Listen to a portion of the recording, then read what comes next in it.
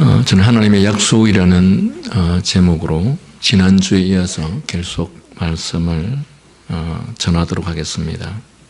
지난주 말씀을 간략하게 살펴보면 하나님의 약속에 대한 신학적 의미와 내용은 신자가 신앙생활을 하는 데 있어서 너무도 중요하고 또 어쩌면 가장 핵심적이라고 할 수 있는 내용이라고 말씀을 드렸습니다. 그리고 성경 속에 등장하는 또는 교회가 시작된 이후에 믿음의 사람들은 하나같이 하나님의 약속을 매우 신뢰했고 또 하나님의 약속을 매우 사랑했었습니다. 그리고 그들의 그러한 믿음은 하나님의 약속을 신뢰하고 사랑했기 때문에 그들은 하나님의 약속을 그 무엇보다 붙들고 살았습니다. 그리고 이 하나님의 약속들은 그리스도께서 당신에 대한 믿음을 가진 영혼들을 만나는 통로라고 말씀드렸습니다. 또한 하나님의 이 수많은 약속들은 우리의 믿음이 그리스도께 나아가 그분을 붙들도록 용기를 주는 보정이라고 말씀을 나누었습니다. 그러므로 하나님의 약속은 특히 우리에게 수많은 유익을 줄 진리를 계시하고 있는 것입니다. 그러므로 우리에게 유익을 줄 목적이기 때문에 하나님의 약속들은 하늘에 계신 우리 아버지께서 우리에게 전하시는 축복의 창고이자 은혜의 상자라고 말씀드렸습니다. 그러하기에 에드워드 리는 하나님의 약속들은 우리의 소망의 근거요, 또 우리의 믿음의 대상이요, 또 우리의 기도의 법칙이라고 말씀을 나누었습니다. 하나님의 약속이 우리의 소망의 근거가 되는 것은 하나님께서 주겠다고 이미 선언하신 것 외에는 어떤 것도 바랄 수 없기 때문에, 그래서 우리는 하나님이 우리에게 약속하신 것만을 바라보아야 한다고 말씀 나누었습니다. 우리가 주님이 우리에게 약속하신 것을 바라본다면, 또 기대한다면 우리의 소망은 견고할 것입니다. 그러나 반대로 주님께서 우리에게 약속하신 바를 우리가 바라거나 기대하지 않는다면 우리의 소망은 견고하지 않을 것입니다. 오늘날 많은 신자들이 하나님께서 우리에게 약속하신 것이 성경 말씀에 수없이 많음에도 불구하고 이 하나님의 약속을 기대하거나 바라지 않습니다. 기대하거나 바라지 않으니까 그로 말미암아 소망도 발생되지 않는 것입니다. 하나님께서 우리들에게 하신 수많은 약속들이 있다면, 그래서 그 약속들을 바라고 기대한다면 우리에게는 분명한 소망이 있어서 이런 소망은 하늘에 대한 소망이기 때문에, 그렇다면 그리스도인들은, 신자들은 이 땅에 대한 소망을 갖지 않게 될 것입니다. 그러나 오늘날 많은 신자들이 그렇게 오랫동안 신앙생활을 함에도 불구하고 소위 기복주의 신앙, 이 땅에서 잘 먹고 잘 사는 부귀영화를 누리는 그런 기복주의 신앙에서 벗어날 수 없는 이유가 하나님께서 우리에게 주신 약속이 무엇인지도 알지도 깨닫지도 못할 뿐만 아니라 하나님께서 우리에게 약속하신 그 은혜와 축복을 기대하거나 소망하지 않기 때문에, 그래서 하나님 나라에 대한 은혜와 축복을 소망하며 신앙생활해야 될 교인들이 몸은 교회에 앉아 있지만 그 마음은 하나님을 믿지 않는, 천국과 지옥을 믿지 않는 불신자들이 갖고 있는 소망과 전혀 다를 바 없는 그런 삶을 살아가고 있는 것이 오늘날 교회의 현실인 것 같습니다. 하나님의 약속은 우리의 믿음의 대상이라고 했습니다. 하나님의 약속들은 그것들을 약속하신 분으로 말미암아 약속되어진 것은 무엇이든지 믿을 수 있다는 점에서 우리의 믿음의 대상이라고 했습니다. 우리가 무엇을 믿는가, 무엇을 바라는가 했을 때 하나님께서 우리에게 약속하신 것이 없다면 우리가 믿을 것도 없고 바랄 것도 없겠죠. 그러나 믿음의 대상이신 하나님의 약속이 우리들에게 있기 때문에 우리는 그것을 바라보면서 소망하면서 살아갈 수 있기에 그것이 우리 믿음의 대상이라고 했습니다. 다음으로 하나님의 약속은 기도의 법칙이라고 했습니다. 기도라고 하는 것이 하나님께서 우리에게 약속하신 것이 없다면 우리가 소망할 것도 없고 소망할 것이 없으면 기도할 것도 없습니다. 우리가 기도해야 되는 이유가 있다면 하나님께서 우리에게 약속하신 것이 있기 때문에 기도하는 것입니다. 그랬을 때 하나님의 약속은 우리의 기도의 법칙이라 이런 말씀을 나누었습니다. 그렇다면 오늘은 하나님의 약속을 어떻게 올바르게 사용할 것인가? 어떻게 하면 하나님께서 우리에게 주신 이 약속을 올바르게 사용해서 그 하나님의 약속이 우리의 것이 될 수 있게 할 것인가 하는 내용에 대해서 살펴보려고 합니다. 만일 하나님의 약속들이 모두 우리가 확인한 그대로라면 그것들은 이 세상에서 우리가 숨쉬는 공기보다도 더 유용한 것이 하나님의 약속일 것입니다. 여러분, 공기보다 더 유용한 것이 세상에 있겠습니까? 왜? 공기가 없으면 여기 앉아 계시는 모든 사람들이 1분 내에 다 죽게 되겠죠. 물론 곡식이나 열매나 이런 것들도 다 소중하겠지만 그러나 공기보다 더 소중한 것은 없습니다. 왜? 가장 빠른 시간에 전 지구의 인류를 한 방에 죽게 할 수 있는 것이 바로 공기이기 때문에 그렇죠. 그런데 하나님의 약속들이 우리가 확인한 그대로라면 이 세상에서 우리가 숨쉬는 공기보다도 더 유익한 것이 하나님의 약속이다.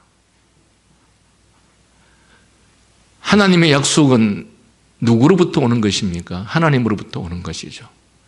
그리고 그 하나님의 약속은 하나님은 거룩하시고 선하신 하나님이십니다. 선하신 하나님은 우리에게 언제나 항상 좋은 것들만 주시는 분이시기 때문에 그래서 공기보다도 더 유용하다라고 말할 수 있을 것입니다. 여러분, 제가 잠깐 기도 중에도 그런 말씀을 나누었지만 어리석은 인생들은 다 지 생각이 최고인 줄 알고 있습니다. 자기의 판단과 자기의 생각이 다 옳다고 생각합니다. 그래서 자신의 판단과 생각에 반하는 다른 환경과 상황이 오면 그 모든 것들이 다 잘못되었다고 생각을 합니다. 오늘날 이 대한민국의 상황을 바라보는 여러분의 생각도 마찬가지입니다. 여러분들이 어떤 생각을 하고 있습니까? 그런데 여러분이 생각하는 바에 여러분의 생각하는 바와 다르게 지금 이 대한민국의 현실이 주어진다면 여러분들은 소위 하나님이 계시면 어떻게 나라가 세상에 이룰 수 있느냐, 하나님이 계시면 어떻게 저런 사람을 저렇게 내버려 둘 수 있느냐, 아마도 이런 식으로 판단할 것입니다.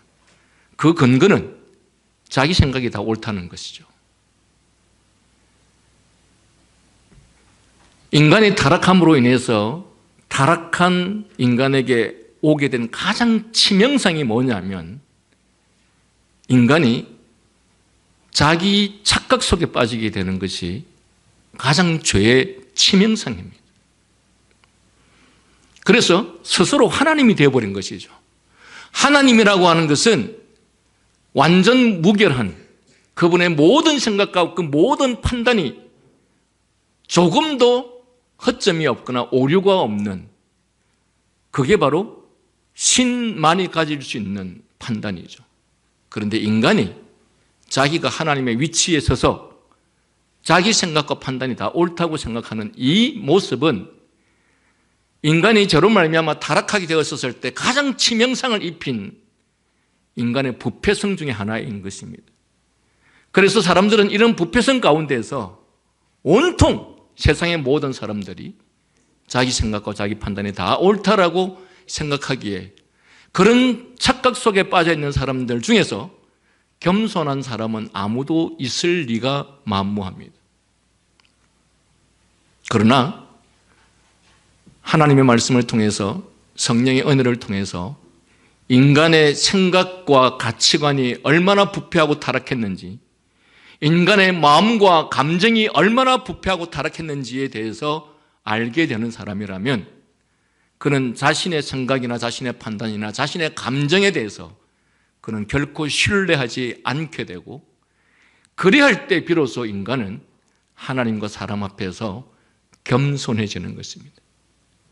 하나님과 사람 앞에서 겸손해지는 것, 어쩌면 자신만만하지 않는 그 모습이 그가 무능하고 별 볼 없는 사람처럼 보이게 될지 모르나 사실은 그 사람이야말로 가장 지혜로운 사람이고 그 사람이야말로 가장 총명한 사람이고 명철한 사람입니다. 왜? 자기 자신이 누구인지를 분명하게 깨닫게 되기 때문입니다.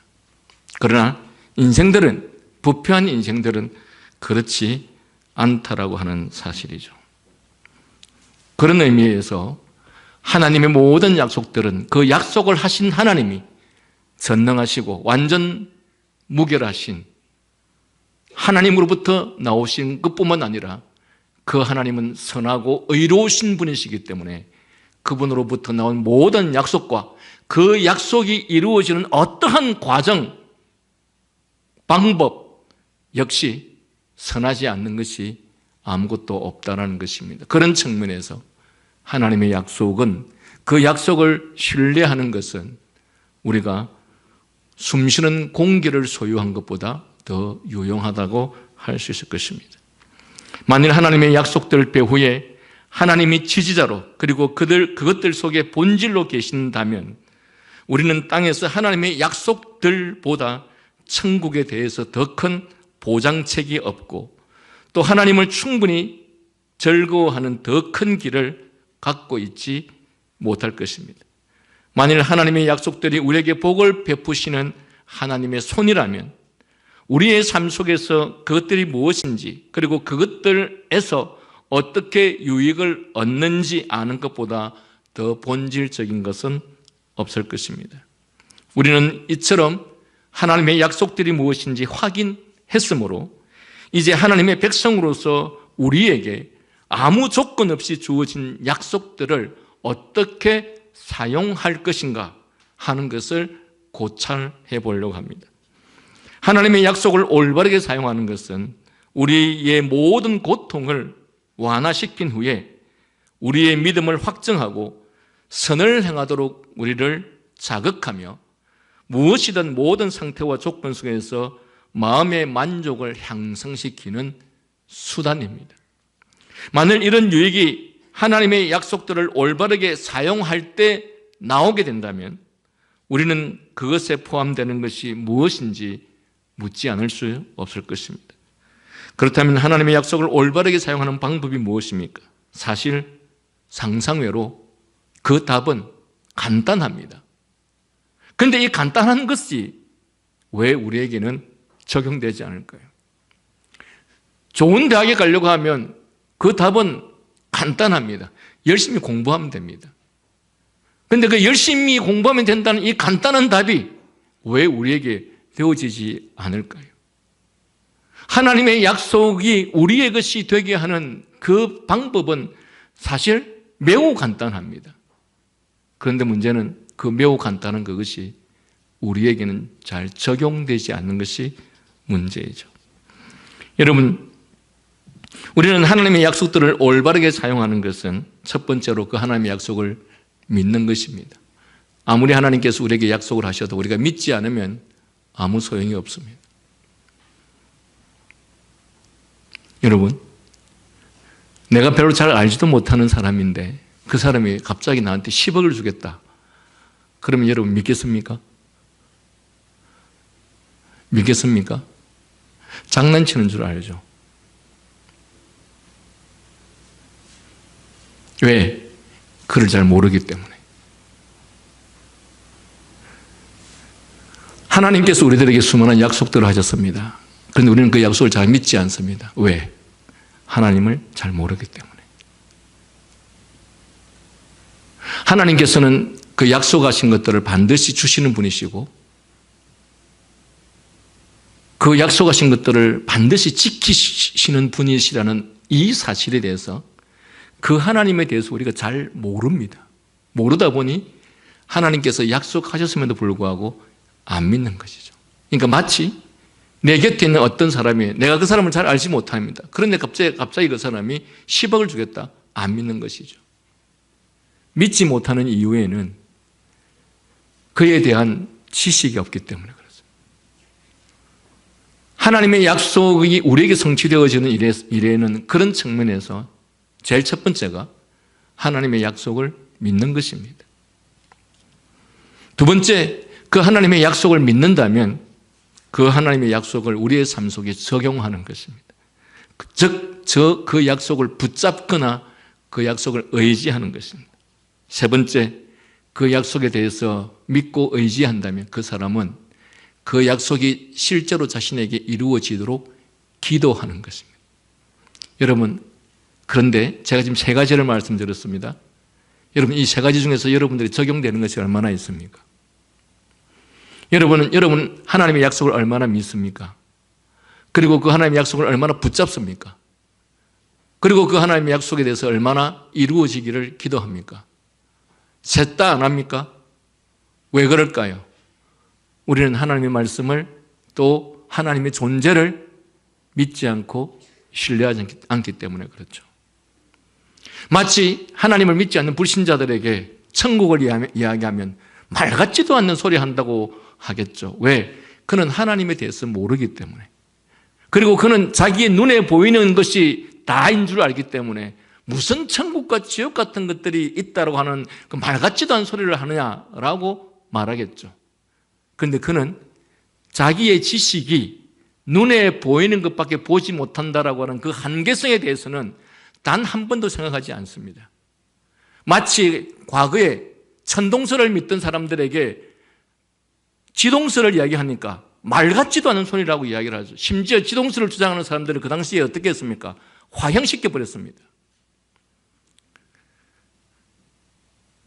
지동설을 주장하는 사람이 사실은 맞는데 왜 천동설을 주장하는 사람들이 지동설을 주장하는 사람을 화형시켜버립니까? 그 근거가 무엇입니까?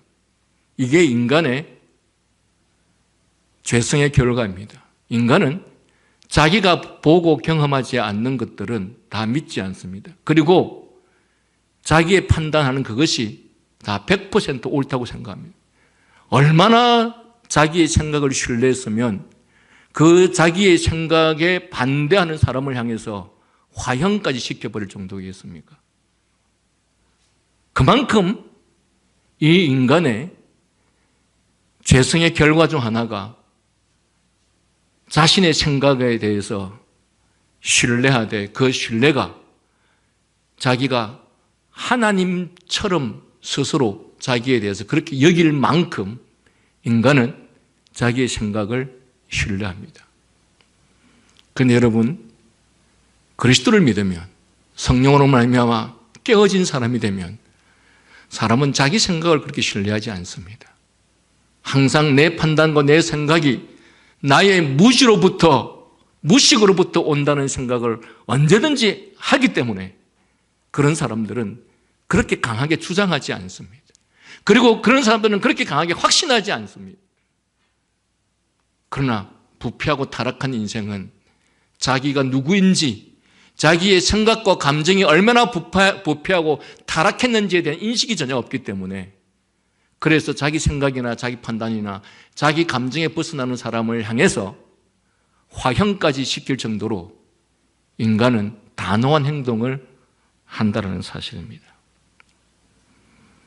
여러분, 우리가 하나님의 약속을 믿는다는 것은 하나님에 대한 신뢰가 기초되어 있지 않으면 안 되고, 그 하나님에 대해서 이해되어지려고 한다면 우리의 생각과 관점이 죄로부터 구속되지 않으면, 하나님의 은혜로 말미암아서 우리의 심령을, 우리의 지성을 새롭게 하지 않으면 인간은 거기에서 벗어날 수 없기 때문에, 그래서 하나님을 신뢰할 수 없습니다. 여러분들은 하나님의 약속을 왜 믿지 못합니까? 왜 하나님의 약속을 붙잡지 아니했습니까? 그리고 그것에 근거해서 왜 기도하지 않습니까? 우리는 이 사실 앞에서 나 자신이 정말 하나님의 은혜로 말미암아서 나의 생각과 나의 감정이 성령 안에서 새로워졌는가, 내 심령이 정말 새로워졌는가, 즉 하나님의 관점에서 모든 것들을 판단하고 생각할 수 있을 만큼 나의 심령이, 나의 가치관이 그렇게 새롭게 되었는가, 또한 하나님의 말씀에 의해서 나의 생각과 가치관이 얼마나 부패하고 타락했는지, 얼마나 진리로부터 벗어나 있는지에 대해서 깨달았는가, 이 부분을 생각하지 않을 수 없습니다. 그러므로 이러한 권면들은 너무도 당연하여서 부질없는 것처럼 보일 수 있지만 사실은 그렇지 않습니다. 때때로 하나님의 말씀을 믿는 것이 얼마나 어렵습니까? 특히 믿음의 순종을 해야 할 때 마치 그것을 순종하면 망할 것 같고, 마치 그 말씀을 순종하면 손해볼 것 같고, 마치 그 말씀을 순종하면 다시는 이런 기회가 내게 오지 않을 것 같고, 그랬었을 때 우리는 과연 하나님의 말씀을, 하나님의 약속에 순종할 수 있겠습니까? 우리는 특히 10계명, 1계명부터 4계명의 말씀을 통해서 너희가 이렇게 하라, 이렇게 하라, 그리고 이렇게 하면 너희들에게 1000배까지 은혜와 복을 베풀어 주시겠다고 약속을 하고 있음에도 불구하고 우리는 그 말씀을 믿지 않습니다. 그리고 그 말씀을 믿고 따랐다가는 내가 손해를 볼 것 같고, 내가 그 말씀을 믿고 따랐다가는 나에게는 다시는 이런 기회가 오지 않을 것 같아서 우리는 그 순간에 무엇을 생각합니까? 이 세상의 주관자가 하나님이시라는 사실을, 그리고 이 약속을 하시는 하나님이 전능하신 하나님이라는 사실을, 그리고 이 약속을 하시는 하나님은 결코 실언하지 않는 하나님이시라는 사실을, 그리고 이 약속을 하시는 하나님은 반드시 그 약속을 지키신다는 사실을 우리는 믿지 않기 때문에, 그래서 우리가 인생을 살아가면서 이 1계명에서 4계명의 문제를 순종해야 하는 상황이 닥쳤을 때 우리는 순종하지 않습니다. 다시 말하면 하나님을 신뢰하지 못하기 때문에 하나님의 약속도 신뢰하지 못하는 것이죠. 우리가 다 뒤에 다시 나누겠지만 하나님의 약속을 믿는 사람에게 그 하나님의 약속을 믿는다는 것은 하나님이 어떤 분이신지에 대해서 믿는다는 뜻입니다.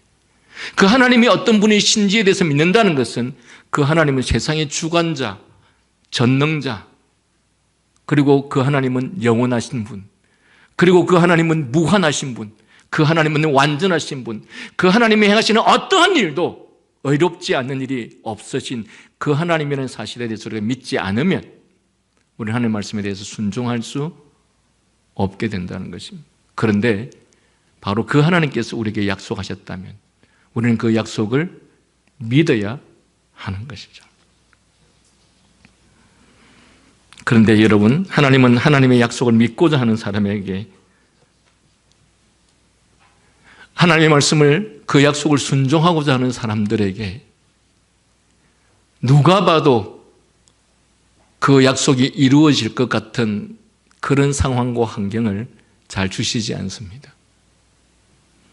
하나님의 약속을 믿으려고 하면 하나님의 존재를 믿어야 하고, 하나님의 존재를 믿는 사람이라고 한다면 자기의 눈앞에 어떤 상황, 어떤 현실이 와도 하나님의 존재와 하나님의 약속을 믿고 그 상황과 현실은 무시하고 그 말씀을 따라야 하는데, 우리가 과연 그 하나님과 하나님의 약속을 믿는지 믿지 않는지를 그 과정을 통해서 하나님께서 이 모든 것들을 하셨다라고 하는 것을 우리들로 하여금 경험하고 깨닫게 하시기 위해서 하나님은 그 약속을 실행하는 과정 속에서 우리의 생각과 우리의 방법대로 하지 않는 경우가 많다는 사실입니다.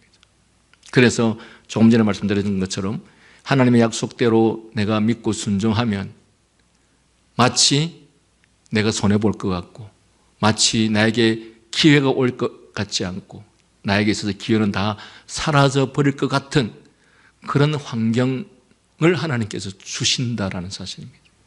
그랬을 때 우리는 그 하나님의 약속을 믿고 신뢰하고 따랐었을 때 하나님의 역사를 경험하는 놀라운 경험을 하지만 그러나 그 반대의 경우에 사람들에게는 어떤 경우에도 하나님의 역사를 경험할 수 없습니다. 하나님께서 모세를 통해서 이스라엘 백성들에게 가나안 땅에 들어갈 수 있다고 약속하셨죠. 그리고 하나님께서 모세를 어디로 인도했습니까? 홍해 앞으로 인도했습니다. 모세가 생각하기에 아니 가나안 땅으로 가는데 왜 이 홍해로 이렇게 끌고 가느냐? 자기의 판단이나 상식에 맞지 않는 것 같아서 하나님 이렇게 하면 안 되죠. 이렇게 해서 어떻게 가나안 땅으로 갈 수 있습니까? 제 판단에는 갈 수 없습니다. 하여서 모세가 하나님의 말씀에 순종하지 않았다면 그런 홍해가 갈라지는 정말 전무후무한 엄청난 사건을 경험하지 못했을 것이고 그리고 자기들을 향해서 쫓아오는 그 애굽의 군대들이 어쩌면 가나안 땅에 들어가는 그 순간까지 끊임없이 지속적으로 이스라엘 백성들을 괴롭히면서 잡으러 왔을지 모르겠습니다. 그러나 그 홍해 사건을 통해서 하나님께서 모든 것을 한 방에 해결해 버렸습니다. 애굽의 모든 군대와 장관들을 다 초토화시켜 버렸고 물속에 잠겨 죽게 만들었습니다. 그리고 이스라엘 백성들은 역사 속에서 전무후무한 홍해가 갈라지는 사건을 경험하게 되었죠. 거기에서 하나님의 위대함을 깨닫게 되었겠죠. 그런데 만약에 그 상황 속에서 하나님께서 정말 우리에게 이스라엘 백성들에게 주어진 환경이 저들의 상식과 생각에 또한 저들의 방식에 어긋나지 않는 방식으로 왔다면 이스라엘 백성들은 하나님의 역사를 경험하지 못했을 것입니다.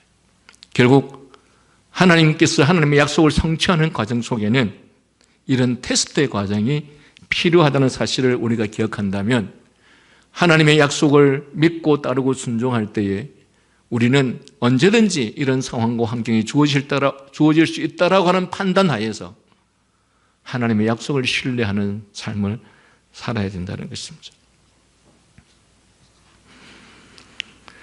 그러므로 하나님의 약속을 구하고 믿음으로 약속을 믿고 순종할 때 하나님의 역사가 일어납니다. 그런 측면에서 약속을 믿는 믿음에는 반드시 환경과 상황을 의식하기보다는 하나님의 약속을 의식해야 합니다.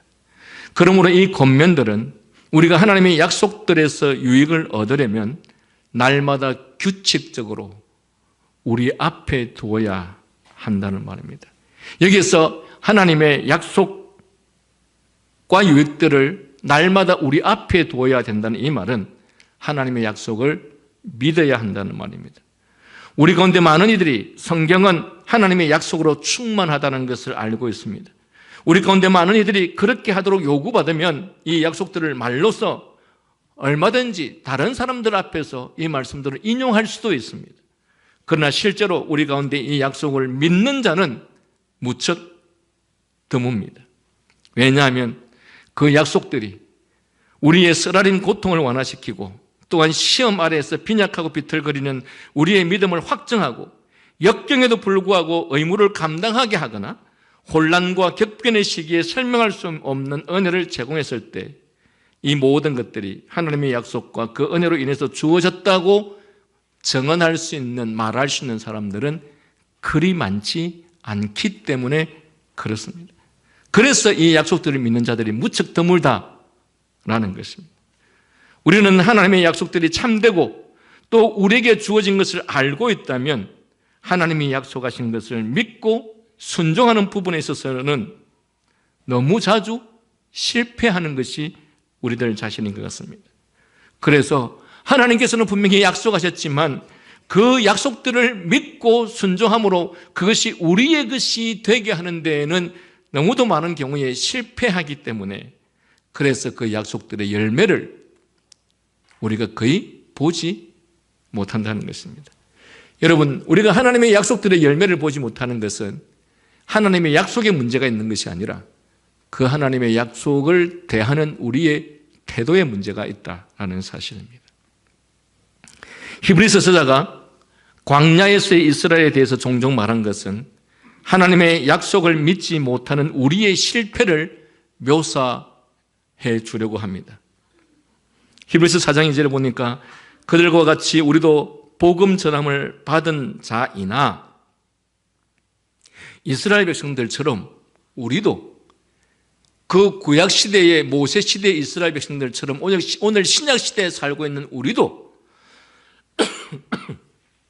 저들처럼 복음 전함을 받은 자이나, 들은 바 그 말씀이 그들에게 유익되지 못한 것은 듣는 자가 믿음과 결부시키지 아니함이라. 히브리서자가 그렇게 말씀하고 있습니다. 왜 하나님께서 우리들에게 약속하셨는데 그 약속이 우리의 것이 되지 못하느냐? 그것은 우리의 믿음과 결부시키지 않기 때문에 그렇다. 또 히브리서 3장 19절에서는 그들이 믿지 아니함으로 능히 하나님의 안식에 들어가지 못한 것이라. 하나님께서 이스라엘 백성들을 가나안 땅으로 인도하지 않은 것이 아니라 그들 스스로 하나님의 약속과 인도하심을 믿지 않았기 때문에 그들이 들어가지 못했던 것입니다.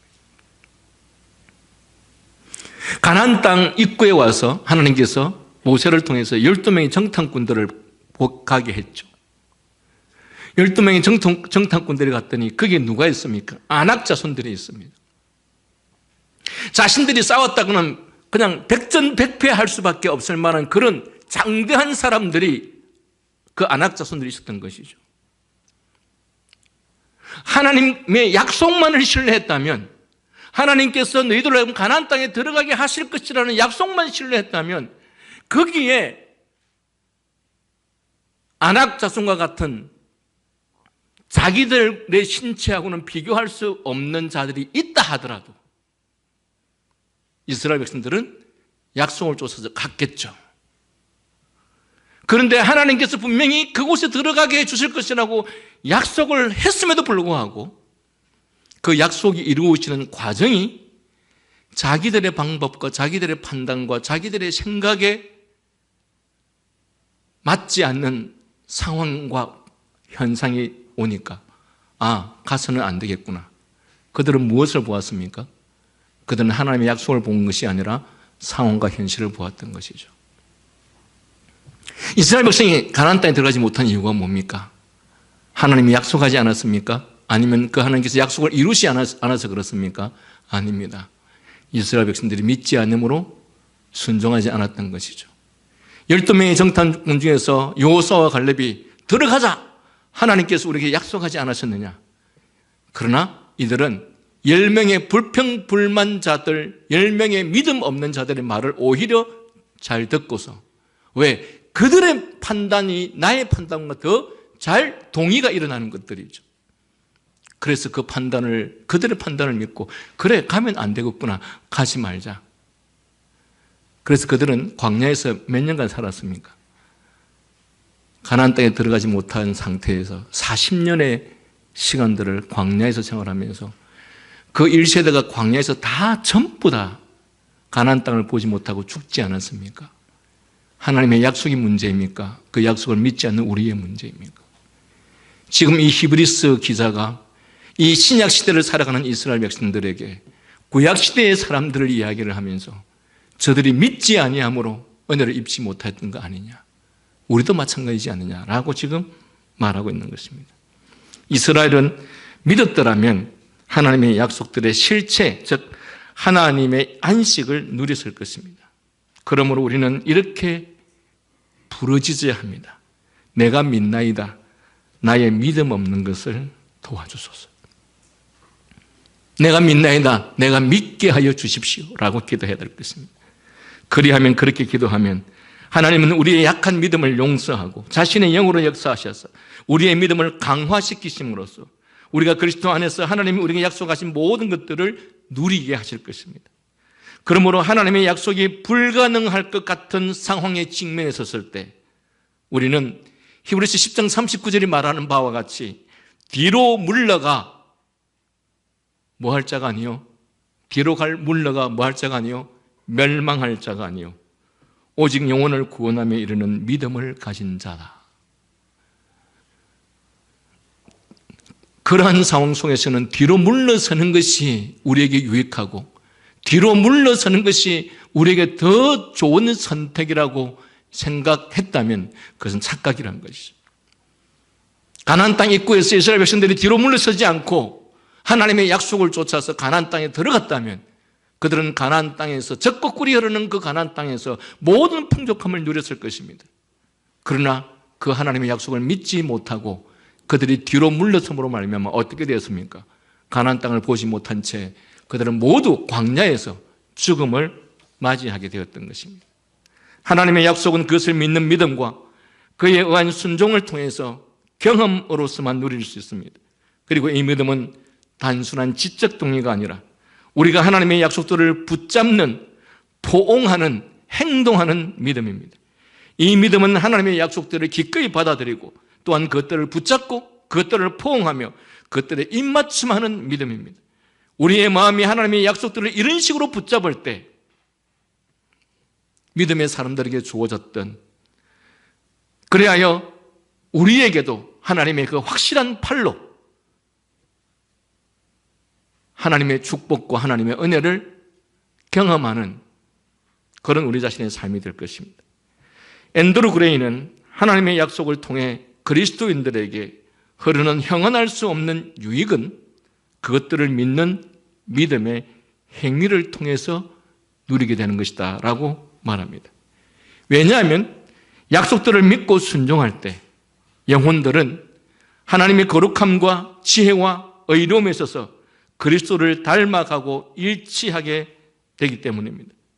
그러므로 우리는 만일 하나님 말씀하신 것을 신실하게 믿지 못한다면 그리스도의 복을, 그리스도의 은혜를 기대할 수 없습니다. 그대가 말한 것처럼 우리는 모든 약속의 열매는 그 약속들을 믿음으로써 그리고 그것들을 받아들일 때, 순종할 때 주어진다는 사실을 명심해야 할 것입니다. 저는 하나님의 약속을 우리에게 적용하는 하나님의 약속이 우리의 것이 되도록 실현되어지는 것들을 위해서 무엇을 해야 될 것인가, 그 첫 번째로 우리는 하나님의 약속을 믿어야 한다라는 사실을 오늘 말씀을 전했습니다. 다음 주에 이어서 하나님의 약속을 우리의 삶 속에 적용시켜야 할 것이다. 그리고 하나님의 약속을 위해서 기도해야 될 것이다 라는 부분들에 대해서 계속해서 이어서 말씀을 나누도록 하겠습니다. 기도하겠습니다.